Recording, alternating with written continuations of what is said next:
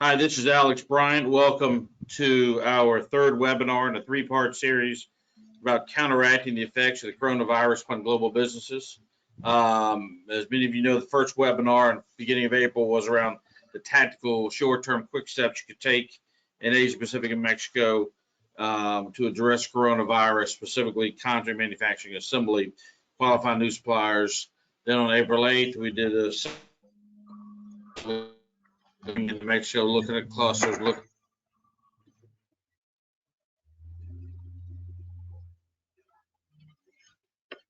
companies are diversifying beyond China in Mexico and why they're doing it and how they're doing it. And now that this is the third one, again on the coronavirus, diversifying beyond China and going into Thailand, Vietnam, and the Philippines. Again, this is really the disruption caused by the coronavirus is one of the issues is causing companies to really evaluate and diversify their global manufacturing supply chain beyond China. As we look to kind of laying this presentation out today, want to kind of explain a little bit how we got here. We know that companies operating in China are having a significant threat in China, and it didn't just start with the coronavirus. For those of us who've been operating in China for 20 plus years, you've got before the coronavirus, there were the trade tariffs that now been underway for a little over 2 years. We had the slowing economy. We had the in China. We certainly had the rising labor rates for those who have staff on the ground, particularly for the last 5 to 7 years. And you've got growing complexity in the regulatory environment in China. So there have been a number of, for those operating in China, there have been a number of issues that's made life in China more difficult. But obviously the market is there. People are staying there for the market. But those who are manufacturing and sourcing out of there or have been beginning to look at other places beyond to diversify the risk. I think the coronavirus has just hastened that process. So as a result, you've got companies looking to relocate production and supply chain into Southeast Asia to get risk diversification, cost reduction, growth developments. So Dan, if you'd go to the next slide, I thought this slide and this one beside it are pretty relevant. This first slide talks about U.S. companies. It was done by the American Chamber of Commerce, and it talks about U.S. companies who are in China now looking to relocate. And they did this survey twice. They did it once in September 2018 and again in May 2019. And if you look in September 18, you can see they were looking at where these companies are going. They were going to Southeast Asia, elsewhere, primarily Mexico, and then back to the U.S. And then they did it again in May of 2019. And you can see that the number of companies going into Southeast Asia has increased over 2018. And they're still looking at elsewhere and also bringing back to the U.S. But the Southeast Asia was the one sector that grew in May 2019 over previous 2018. So the slide to the right talks about where they're going, and they're really breaking it down into Thailand, Malaysia, Vietnam, and Taiwan in the first group, India, Singapore, and Philippines, a list of companies in the second group. Today, we're going to focus on Thailand, Vietnam, and the Philippines because we only have an hour. We'll get to it. We can cover the other countries later on, but for right now, given the limited time, we're going to focus just on Thailand, Vietnam, and the Philippines. Dan, if you would flip over to the next slide. And so today's presentation, we're going to break down really into two areas. Number one, we're going to break into looking at overall the advantage of doing business in these three different countries, in Thailand, Vietnam, and Philippines. And we're going to break that down into financial advantages, operational advantages, and then three working case studies, one on Vietnam about the establishment of supply chain, one on Thailand, and one on the Philippines. So Dan, if you would flip over and go to the next slide. We're going to break this down as far as looking at these countries. First, talk a little about ASEAN, and then go into a deep dive in the three individual countries. So Dan, if you would flip over, now we've got a little bit about East-West. Here on this slide, talking about East-West, just want to explain who East-West is.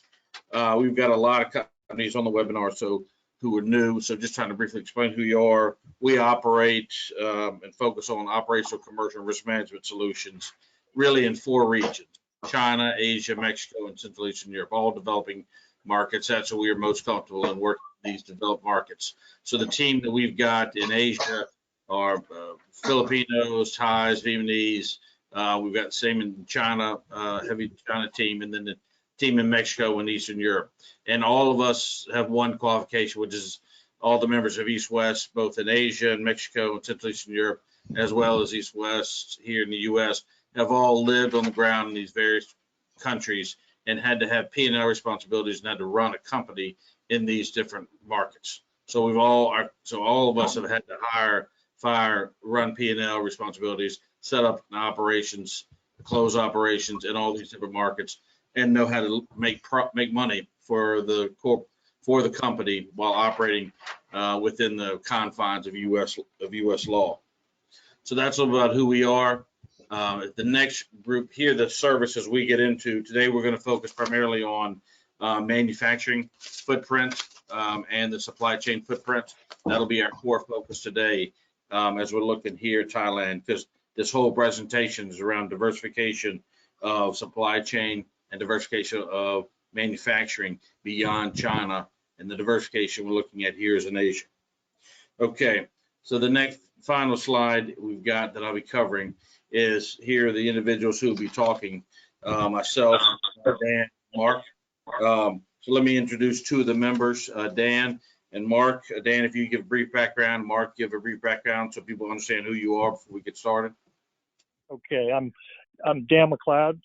My background is in manufacturing, operations management, managing capital projects throughout my career. Most of my career has been in the chemical industry, and I'm leading a chemical practice within East West, chemical focus practice, but also have spent time in the electrical components manufacturing and food processing industries. For more than 20 years, I lived and worked in Asia, the majority of that time in China, but also lived in Singapore for 7 years, covering all of Asia, and also worked in the Philippines for a year. So a substantial part of my career is in Southeast Asia as well as in China. Mark? Sure, thanks, Dan. Yeah, I'm similar to Dan. My career has pretty much been in Asia. Started traveling to Asia in '83. Set up and moved to Thailand in '90. Working for Train Air Conditioning at the time. Set up then with Train in Indochina, and then up to Vietnam to set up the when the embargo was lifted during the Clinton administration. Then moved up and spent the balance of the next up until 2014 in China, and the last 15 years as president of Briggs and Stratton in China, handling 3-4 factories in China, factories in Japan, Philippines, etc., and running the businesses from Japan to Indonesia. So pretty much an Asian guy for the last 35-40 years. All right, Mark, Dan, thank you all very much. I think it's best to say it's not obviously we couldn't have our team on from Asia on this call because it's a little late at night. But the team you've got is not the best looking group of people, but we do know what we're doing and how to develop and implement on the ground in Asia.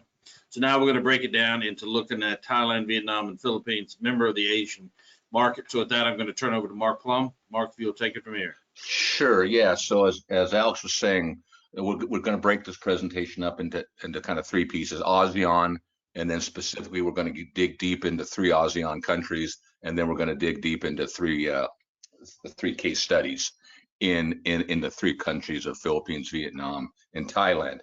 Yeah, so I think most of you are probably familiar with ASEAN. As you can see, it's a 10-member community, trading community. People don't realize how big it is, though. It's over 600 million people. If you did it as a country, it'd be the 3rd biggest country in Asia. Next slide, Alex. We can get the pop up there. Yeah, do you see that pop up? There we go. Yeah, so you can see it's the 6th largest economy in the world and the 3rd largest economy in Asia, and growing substantially. If you go to the next slide, please. Yeah, so then we'll talk a little bit about trading and how big it is. It's a $2.8 trillion business, and really what you want to notice is the fact of the imports and exports, strong trade within ASEAN, within the 10 members, and both imports and exports, but also strong trade with China, USA, Japan. And so it really is a place where you can go have a domestic market of 600-700 million people, and also have strong trade relationships with people outside of ASEAN. As I said, Japan, China, USA, and again, 2.8 trillion. Next slide, please, Dan.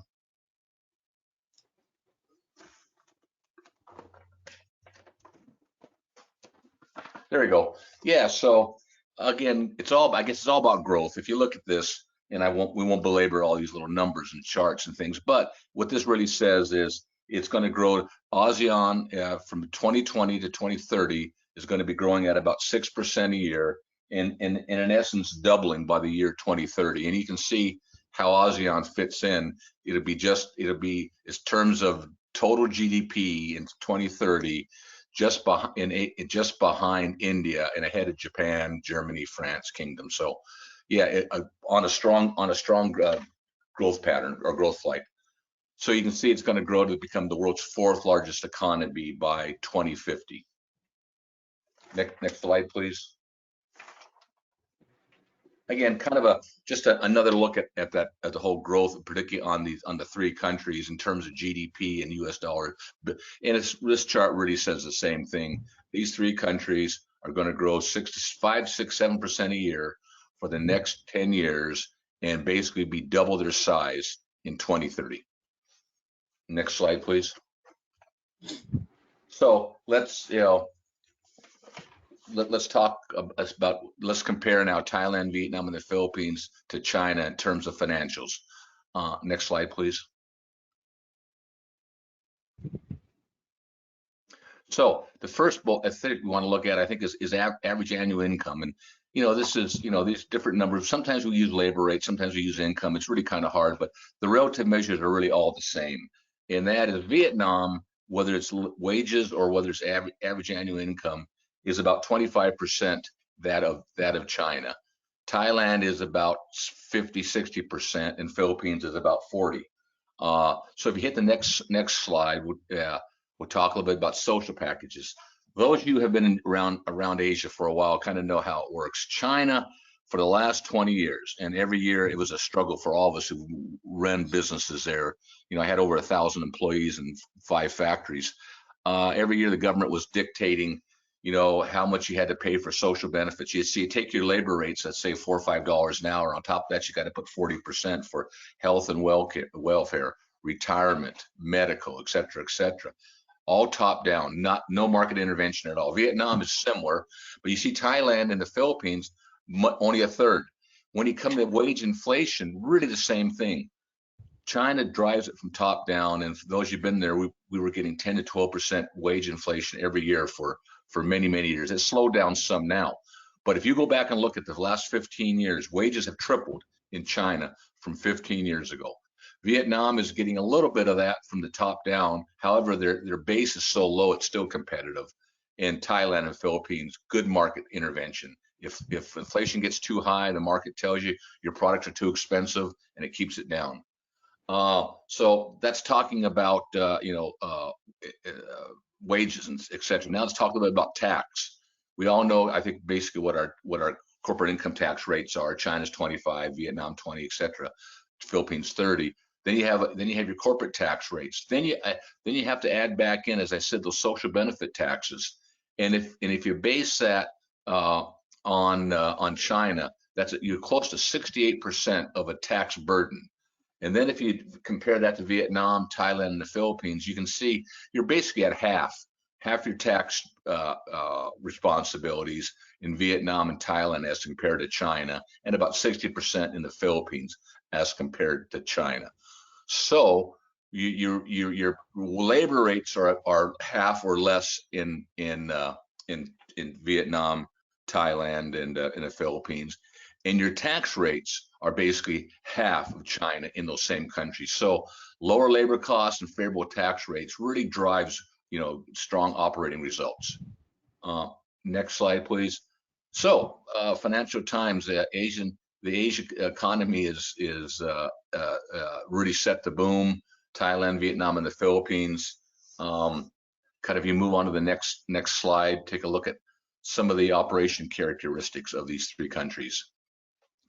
Yeah, so as consultants and as business managers, you folks, you really need to match up what you're trying to do with what the country really wants. If you look at Thailand, it is really it's well balanced is what I'm trying to say. You don't have the lowest labor, but you have good transportation, you have good utilities, your regulatory environment's good, your risk factors are manageable, and so it's a good balance. It's a little more of a sophisticated manufacturing base. You look at Vietnam, if you're more labor intensive, where labor is a little more important, then you can see that Vietnam is very attractive, and they're developing on the infrastructure, regulatory, etc. And you look at the Philippines, it's really kind of a blend of both Vietnam and Thailand. Your labor rates aren't as high as Thailand, but your transparency and infrastructure is a little bit better than Vietnam. So it's really, those three countries allow you, depending if you have a very sophisticated product or you have a little more labor intensive product, to not only find the country, but to find the region and to find the industrial zone where you may want to relocate. So you can see there's more than meets the eye. Now we're going to take a deep dive into all three countries, and Dan's going to begin on this. Okay, thanks, Mark.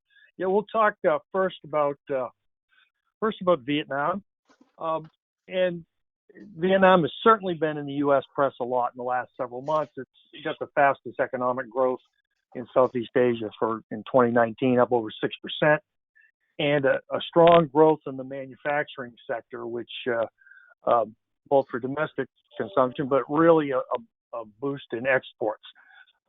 Recorded a trade surplus in 2019, grew more than in 2018, and much of that export-driven trade was in the electronics, phones, electronic and appliances, computer peripherals are the big drivers in that growth. And particularly in a response to trade tariffs, 2019 saw a huge growth, up over 30% with exports to the U.S. The U.S. market was already a primary destination for Vietnam product, but it became number one for Vietnam last year. And as such, Vietnam is considered a leading beneficiary of U.S.-China trade tariffs. But that relocation of manufacturing to Vietnam certainly started several years earlier. 10 plus years ago, started to see relocation, particularly in the apparel industry, from Chinese manufacturers to Vietnam, led by Taiwanese and Chinese companies. And then the tech sector started to move in seriously a few years ago, with Samsung leading, but also followed by other major companies, Apple, Google, Dell, and others have moved major manufacturing operations into Vietnam. Excuse me, Dan, we got a question that came in. Question was, if you go back to slide 19, it was around a lot of the exports to the U.S. increased last year about 34%. And that's been kind of a contentious number for those of us who follow that, because some companies were saying that was really product that was being rerouted from China into Vietnam to come to the U.S. as a way to bypass tariffs. So can you answer that question? Well, it's certainly been documented that a portion of that increase was, just as you mentioned, it was an attempt to get around the tariffs. And it's recognized in the U.S., but it's also recognized by the Vietnamese, and Vietnam is taking steps to reduce that. They've certainly got a lot to lose in this arrangement. This has become a significant movement to move manufacturing into Vietnam. They don't want to jeopardize that by letting this continue. So again, it's real, but it's decreasing, and it's becoming less of an issue. going forward. Thank you. And for those people, we've got some more questions pop up. I think everybody knows you. Please go on the questions tab. You can ask questions and we will answer them throughout this entire webinar. Thank you. Looking at the manufacturing base in Vietnam, I mentioned electronics, textiles, and garments have been well established there for the last 10 years. Home appliance industry, food processing, particularly as the economies developed and logistics systems have developed and the availability of refrigerated storage and reefer transport, it's allowed growth of the seafood industry for export, and that's become a significant player there. But I did want to mention that in Vietnam, in particular, the manufacturing base is quite broad, but it's not very deep. Still very much reliant on import of raw materials, and it could be, basic textiles for the garment industry. Many of the electronic components that are being assembled in final products in Vietnam are sourced or have been sourced out of China. However, that is changing rapidly. There's been a rapid scale up of suppliers to the electronics industry are also moving into Vietnam, and pharmaceutical industry imports almost 90% of the actives that are used in the industry. So again, it's a growing manufacturing base, but still very much reliant on imports for raw materials for that sector. If you look at some of the companies that have announced or large companies that have announced plans to move into Vietnam, see a list here, and it's primarily led by Japan, Korea, and China, with the U.S. and Dell in particular, U.S. Starting to come on more recently. Much of that investment is, and it's certainly being promoted, is in the IT sector, and both manufacturing, also services. It's a lower cost environment for some IT services that would be provided for Asian clients. So definitely target to invest for investment into high-tech industry. There are incentives available, as in other countries around the region.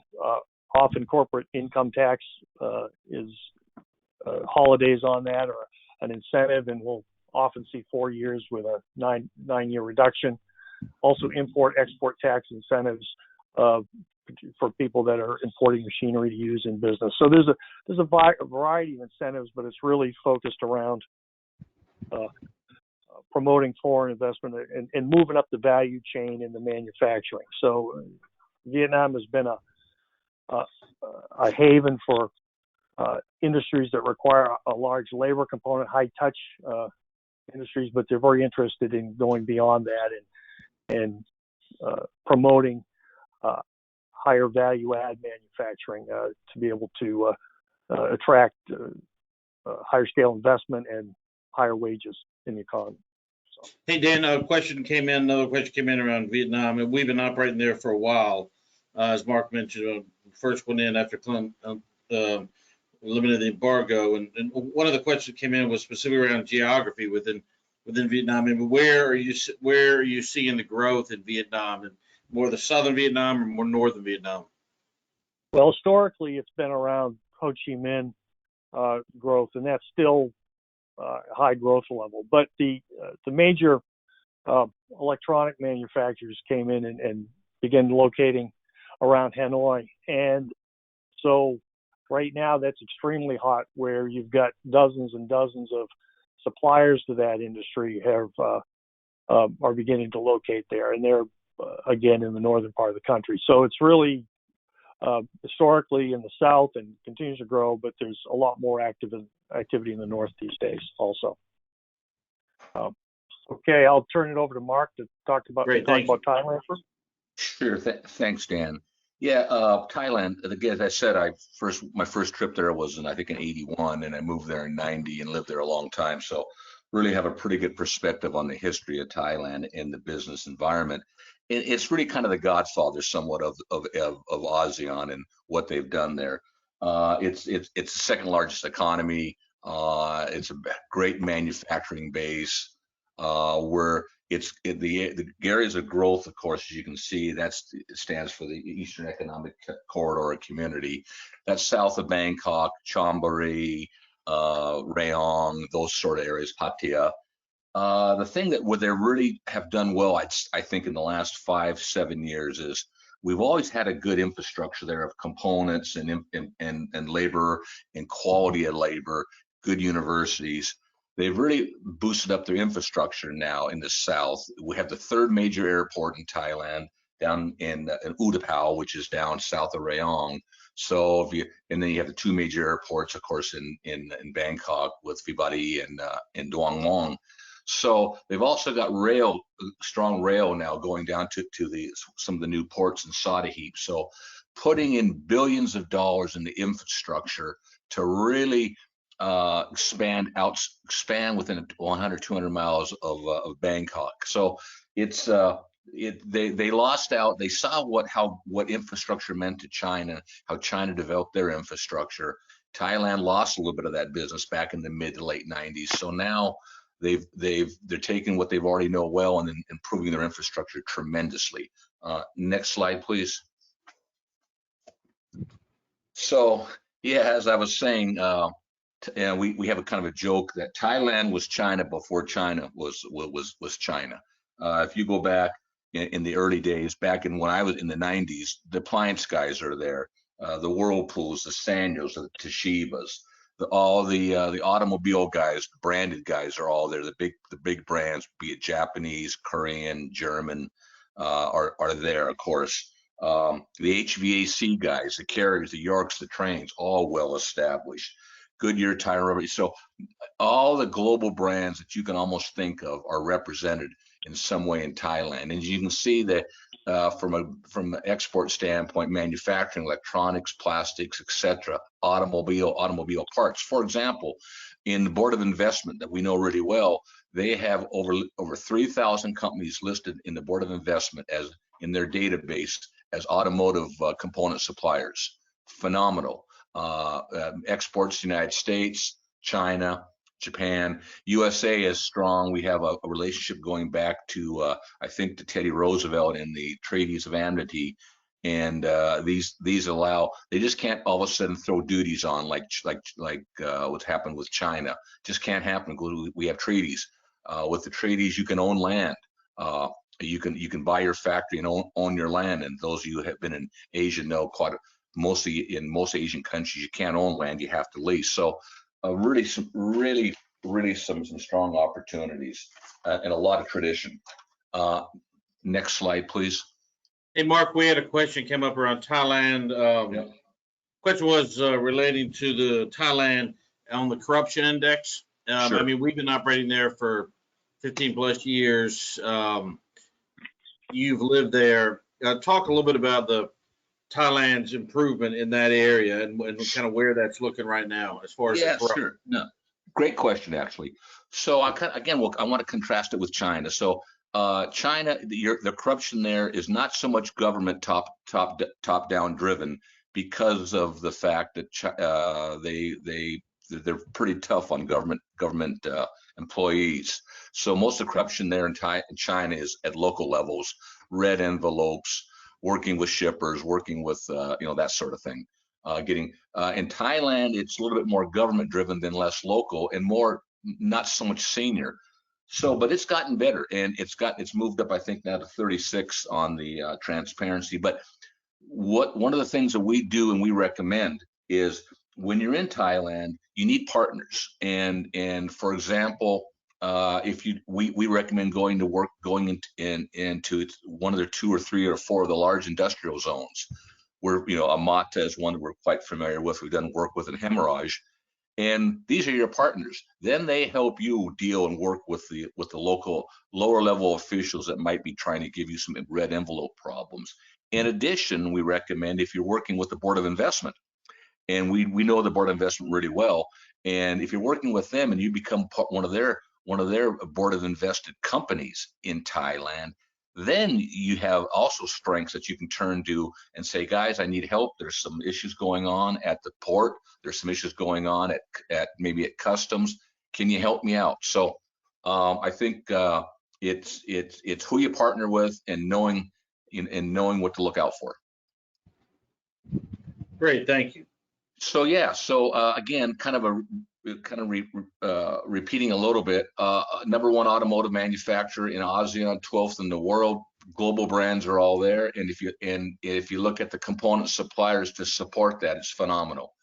Electronics, the Japanese, Koreans have been in there for 20, 30 years. The Mitsubishis, the Sanyos, the Toshibas, for 30 years. Petrochemicals, I think we all know, about the petroleum in Thailand and the Gulf and the upstream and downstream and the polyurethanes and the different Thai Petro Incorporated. A lot of stuff there. And then lastly, something a little bit new, which people don't realize. You think of palm oil, we always think of Indonesia or Malaysia. And they are, but also Thailand is very strong in that, and they're growing that. It's with the detergents and the soaps and the food additives. So I guess the short of the story is Thailand has a broad manufacturing base, but also a very, very deep manufacturing base going back 30, 35 years. Next slide, please, Alex. Yeah, so we're going to talk more about incentives in a little bit, but not the trick, but the way to work in Thailand is you have to understand what Thailand is looking for, and that means you have to understand and work closely with the Thailand Board of Investment, and they're the ones who drive what companies come to Thailand, what companies are given what incentives based on what they're looking for. Whether it's areas like aerospace is a hot button, farm is a hot button, high-tech manufacturing is a hot button, and working with the Board of Investment, they guide you, and you tell them what you want to do. They say, yeah, we liked it. If you could do this and do it in this particular zone or this particular region, we could do this for you. So it's getting in and understanding it early on. So, for example, if you're in very sophisticated, and this is hard, I have to say, very sophisticated aerospace, you can get as much as 13 years of total tax exemption, no tax at all for 13 years. You can get another 5 years at 50% tax, and then and that's based on moving down into the areas, again, the southern areas of Rayong, Chonburi, Pattaya, Sattahip, etc. And then depending on your investment, you can get additional. So and we'll talk in specifics when we talk about our case study. So the short of the story is you really understand what Thailand's looking for, work closely with the Board of Investment, which we know well based on a couple projects we've taken there, and understanding it becomes a little bit of a give and take. You may have to do a little bit more there. Maybe you got to bring in a back office. Maybe you need to bring in an R&D center, but that R&D center may cost you, say, $3-4 million. But that R&D center may give you an additional 5 years of tax exemption. So it's really understanding the business and how to negotiate closely with them. Next slide, please.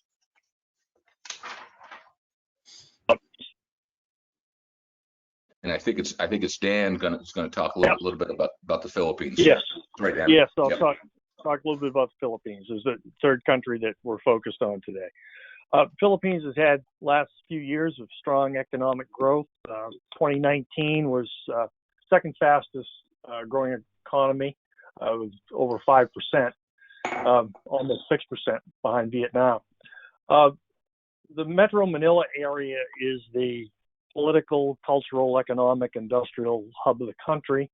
It's in the northern part of the country. And there are a number of well-established industrial zones in that region, south of Manila, and increasingly and more targeted recently north of the city. The economy there is a bit different than the others in ASEAN, in that there's a high service sector component, and many of you are familiar with that. Recent years, growth in call centers, business processes outsourcing, regional or global engineering centers for larger manufacturing or and the global engineering companies have located there. As a combination of the education system, language skills, cultural alignment with the U.S. particularly has made that a very strong growth area. Manufacturing sector is an industry somewhat underdeveloped, and the government recognizes that and is making changes, particularly around certainly incentives, but particularly around developing the infrastructure in the country to support the manufacturing sector. And also mentioned bureaucracy and transparency. And this has been a concern for years and has been recognized most recently in the last 3 to 4 years by the government, and is a concerted effort to improve transparency, reduce bureaucracy, both for foreign companies coming in, but also for the citizens themselves who have sort of struggled with an overly bureaucratic, slow-moving system. When we look at the manufacturing industry, key manufacturing industries in the Philippines, it's really dominated by electronics, semiconductors, electrical equipment, computer peripherals, and increasingly some aerospace. The top 10 exports, when you look at from the economy, are really heavily electrical machinery, electronics, computer peripherals, semiconductors. That accounts for more than 60% of the total exports. So it's really, from an industrial base, a very deep and well-established electronic sector, and then growing industries in other categories. 3 million employees involved with the electronic sector, and if you're in that business, I encourage you to take a look at it, because you've got a very well-trained workforce, both manufacturing technicians, industrial engineers, electrical engineers, good established labor force there and in that sector. As I mentioned, the government's recognized. Hey, Dan, we had a question that came up. Excuse me, Dan, we had a question that came up on the Philippines. What is driving all the growth you were just talking about? What is driving all of that forecasted growth going forward? Well, much of it is demographics. You've got a young workforce that's just going to be efficient, and so when you've got a young demographics, you tend to have higher growth in the countries. You've also got an emphasis on recent years in developing the business climate, as I mentioned, whether or not it's reducing bureaucracy or investing in infrastructure to really support it. And that's what's driving much of the growth. Another question came in that we talked about. You mentioned the manufacturing sector was a small part of the service industry, and what the government's trying to do to change that. I mean, you were living in Philippines 3 years ago, running a plant for Schneider Electric, and you know there's a major investor there, a major manufacturer. Was the government pretty aggressively going after the manufacturing sector, try to grow that in the Philippines? It was starting to at that point. This was about 3 years ago. It was really starting to be recognized that they needed to target the manufacturing sector. There'd been a lot of attention placed on services, and at that time there'd been some shocks to the manufacturing base.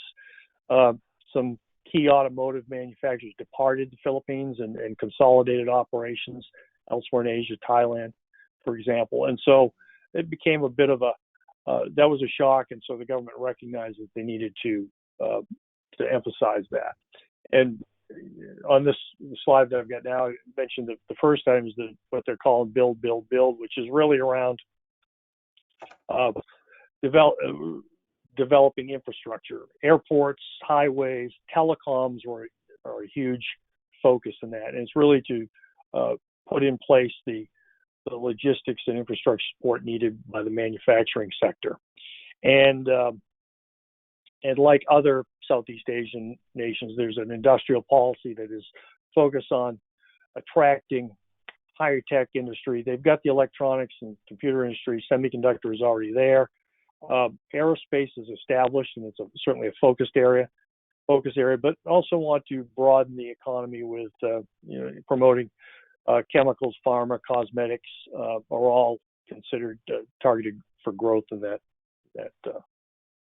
country. As far as tax incentives, very much similar to other regions in ASEAN, where there's corporate income tax holidays. The Philippines recognized a few years ago that their corporate income tax rate at 30% was not competitive. They were, substantially higher than Vietnam and Thailand, for example, at 20%. So they're on a glide path to bring that down to 20% to bring that in line. And I mentioned there are tax holidays in the Metro Manila area, and if your business is a fit for some of the less developed parts of the country, the central region, the southern region, there are much more aggressive tax holidays available up to 6 years in those places where they're trying to spur investment. So, in a nutshell, around the three countries in the region, they're fast-growing economies, and they're growing at 5 to 6% rates.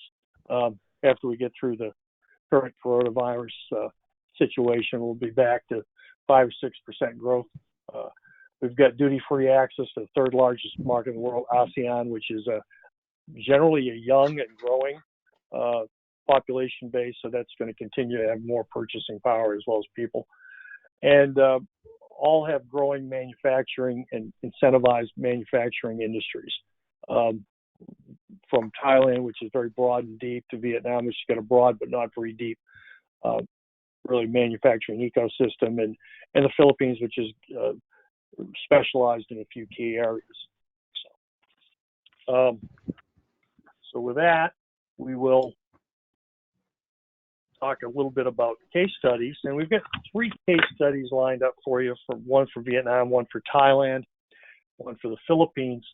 First one in Vietnam was setting up a supply chain, moving out of China to set up a supply chain in Vietnam. And this was a client that was sourcing products in China for their operations in the U.S., for their manufacturing in the U.S. And like many other companies, they went there 15 to 20 years ago, and they found very competitively priced, competitive cost components. Labor cost was low. There were government trade policies were favorable, so they enjoyed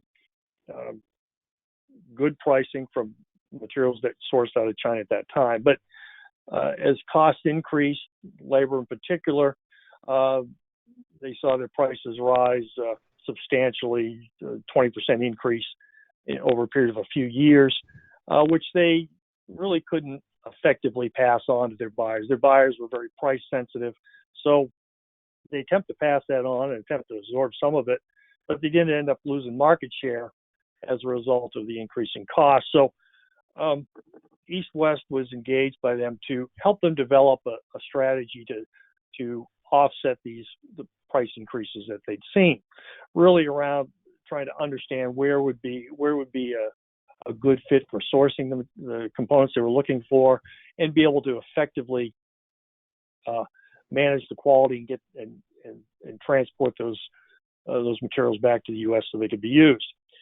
So we did a multi-country study based on many of the factors that we've talked about, weighting it in particular for what this client was interested in, and also our people on the ground with the knowledge of the manufacturing base and the regions that would be the best fit for this client, and also an understanding of where their competitors were maybe sourcing from as well.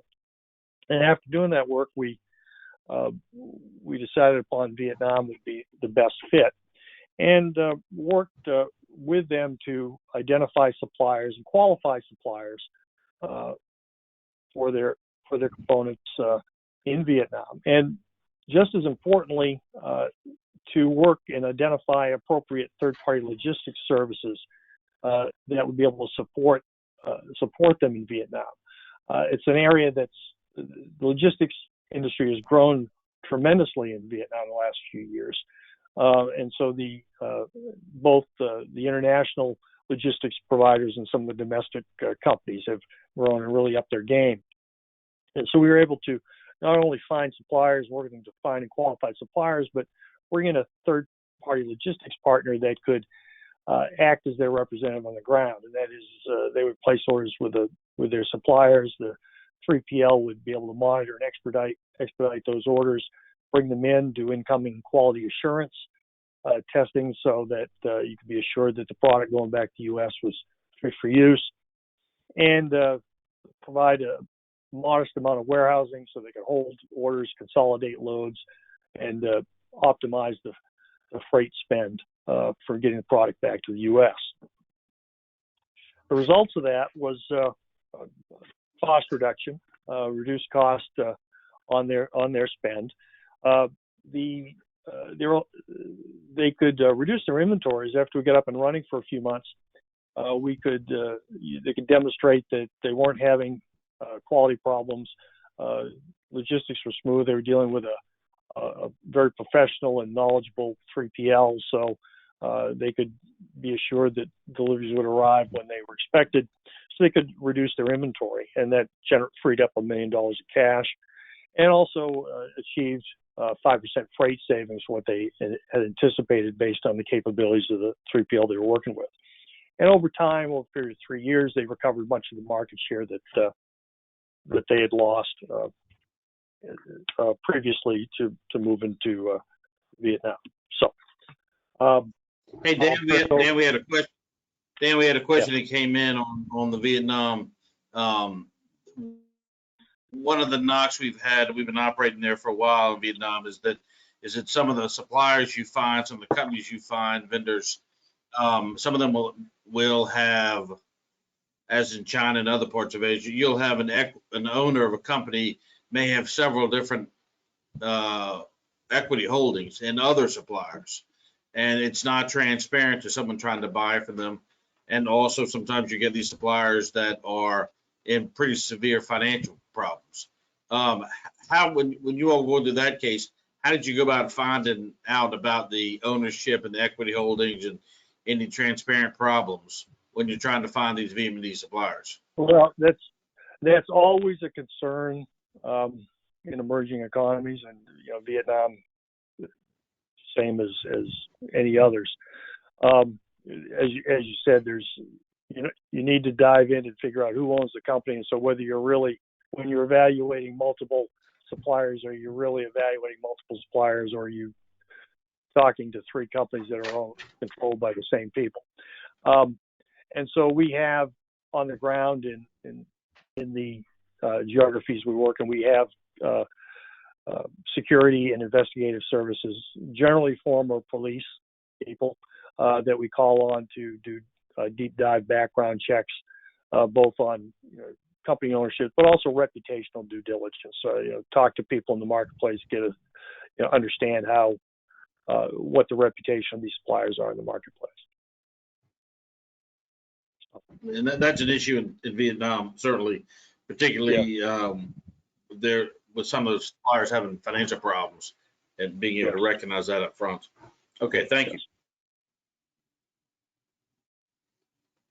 So, so this is Mark. I'll pick up on the second case study on Thailand, and this is a client of ours. Next slide, please. This is a client of ours that we've known well. It's a large client, $1.5 billion, has iconic brand. We work with them in their factory in Fujian. As they were growing over the years, they were contemplating maybe getting a larger factory in China. They were roughly 50% shipped back to the States, 50% staying in Asia. The labor rates at first were giving them, of course, a lot of problems. So they asked us to maybe take a look at other parts of China. And then of course, when the duties situation came up, we said, well, maybe we shouldn't be in China. Maybe we should find a place where we can be competitive on labor rates. We can be competitive on tax rates. We cannot have duty problems shipping back to the States, because all this was affecting our supply chains. It was all our manufacturing operations. Our cost was going up. As I mentioned earlier, costs in China, the last 15 years, labor rates have tripled in China. So again, similar, we were asked, we said, listen, let's take a look. So we did a 6-country study, and for this particular company, we recommended that they ought to go to Thailand. And the reason is a couple of things. They were again, a large company, a sophisticated manufacturer, and they were willing to bring in R&D, test centers, design labs, things of that nature, things that Thailand was looking for. So then with that, we negotiated with the Board of Investment in Thailand. We know those guys really, really well. We know, again, we know the Secretary General, because when you bring large businesses, they like talking to you. Where they asked us then, hey guys, we don't know how to build buildings. So we managed the design, the engineering, the construction, the initial supply chain, working with the Board of Investments and their members, recruiting of the early on, the general manager, director of sourcing, director of finance, HR, etc. And in 20 months from the time we recommended Thailand to 20 months later, we cut the ribbon, and the results were this. We had negotiated with the Board of Investment, so we had an 8-year tax holiday, no tax at all, corporate income tax for 8 years, and an additional for 5 years, 50%. So, and this was really based on the fact of us working closely with the Board of Investment. Early on, they were offering us 3 years. Then we said, well, how do we move up? How do we move up? They said, well, if you bring in more training. Okay, so how about if we bring in a design lab? Yeah, that'd be great. How about if we, and how about if we bring in a test center, and hire X number of engineers from your universities? So anyway, we were able to get it up to 8 years and 5 years. So what that did, as compared to what they would have had if they would have stayed in China, these were the numbers supplied by our client. They saved over a projection of 10 years if had they stayed in China versus going to Thailand, roughly $32 million of tariff savings. In other words, having to save the money coming from China back to the USA. Then going down to operating costs, they, over a 10-year, had they stayed in China, they saved $22 million on tax. An additional $4.3 million on labor, because as we mentioned earlier, labor is about 60-70% of Thailand of what it is in China. And we also found that we got some better costs on some raw materials due to some steel manufacturing. Based on this, they redid their pro formas, and they increased for 10 years, they increased 42% of sales in 5 years, because obviously they lowered their costs, and they were able to lower their price and expand their market.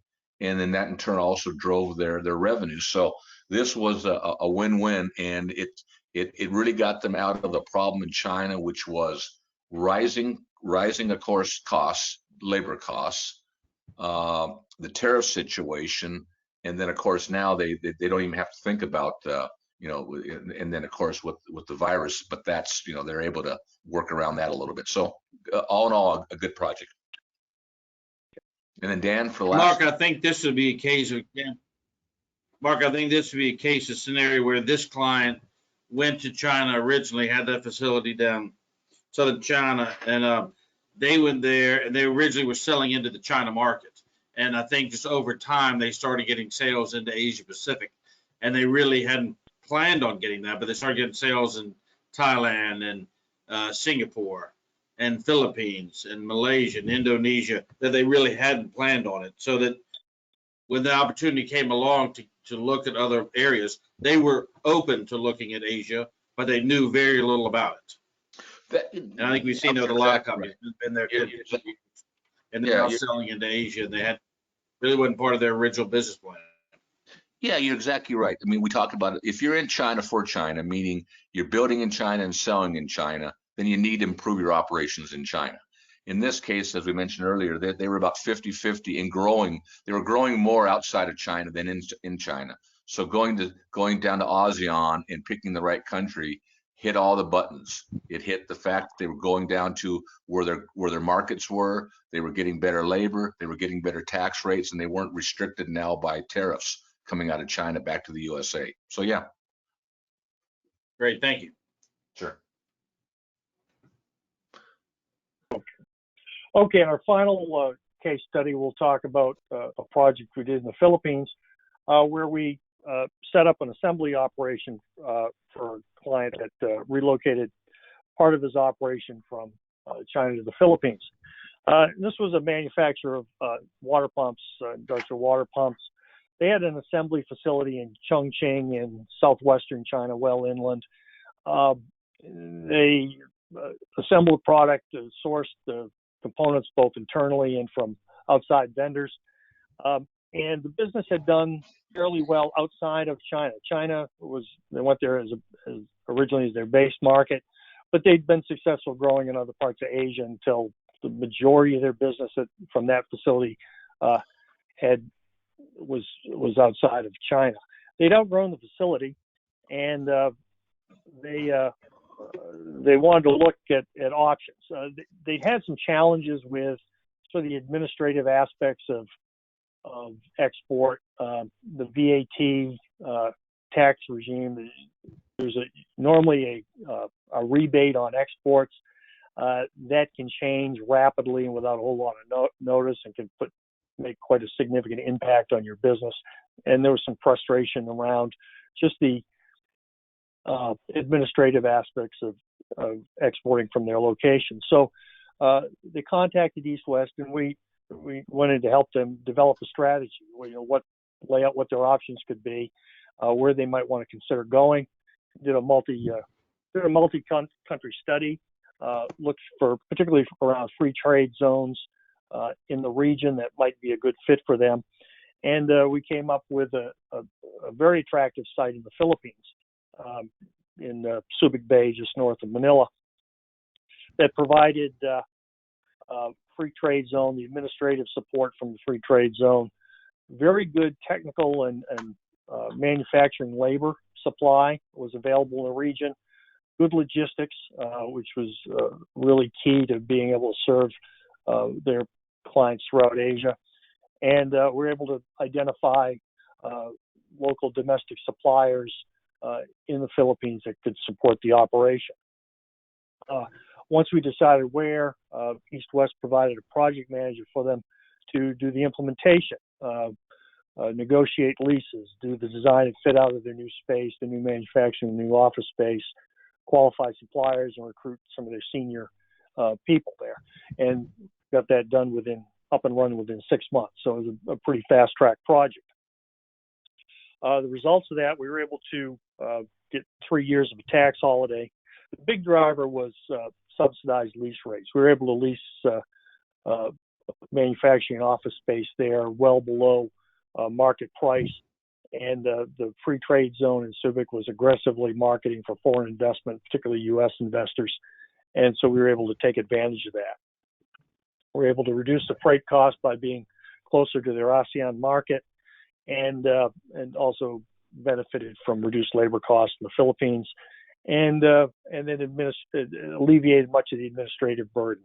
We weren't having the same sort of problems managing exports and the slowdowns associated with customs and exports, and as a result of that, reduced the shipping times to their customers throughout Asia by about 20%.